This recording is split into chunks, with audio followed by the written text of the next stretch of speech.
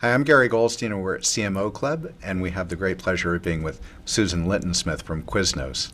Good morning. Good morning. You made an interesting comment that 99% of Quiznos is franchisee owned.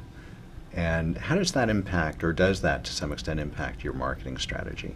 Well, it does impact it. I have been in restaurants for a lot of my career, and mostly company-owned restaurants where you can very heavily control what the experience is at the restaurant level.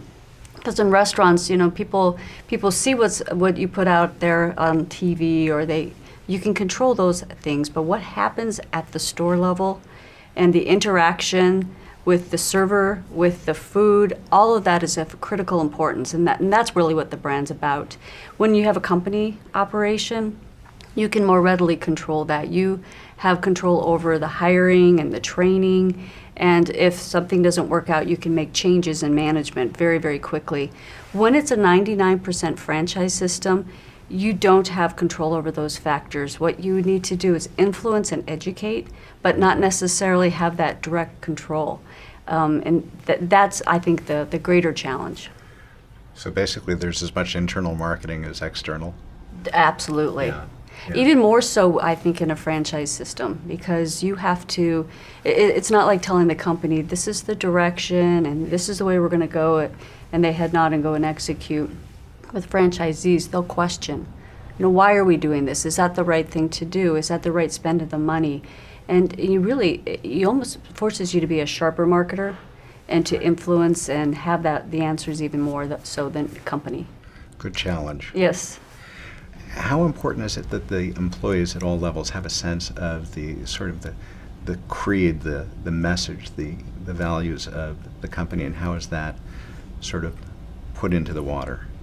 Oh, I think that's a great point and a great question, because I think that really is the life of the brand, is having the team members at the store level understand exactly what the brand is standing for, why they're in this business, and that they're not just making somebody sub and taking their money.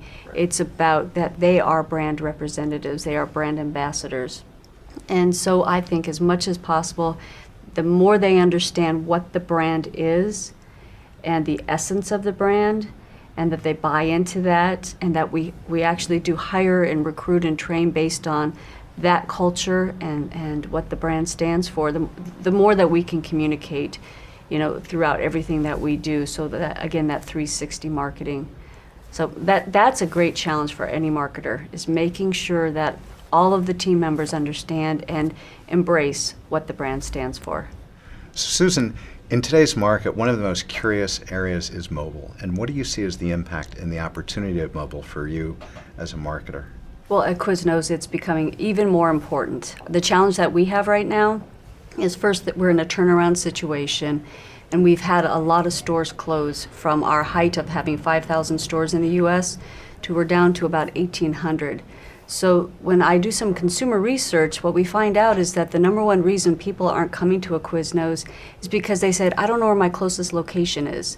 The one I used to go to closed, so now I don't go to you because I don't know where the location is.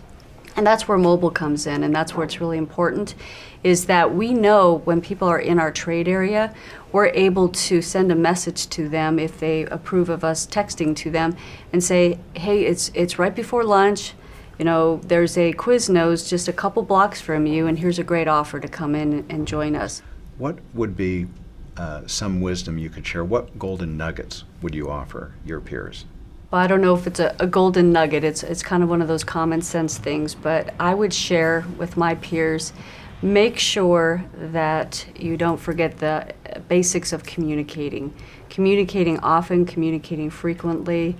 As leaders, we always are trying to motivate and to make sure that we do communicate what the brand stands for and all. But in my situation, or in a turnaround, we have people questioning every day, how quickly are we going to turn this brand around? What's going on? What's going on with our private equity holders? It's hit me through my 15 months being at Quiznos, how important communication is, and making sure that you are being very open and very frequent, because I will sit in meetings sometimes and hear Well, there's a rumor going around because all the executives were right behind a closed door that this is happening.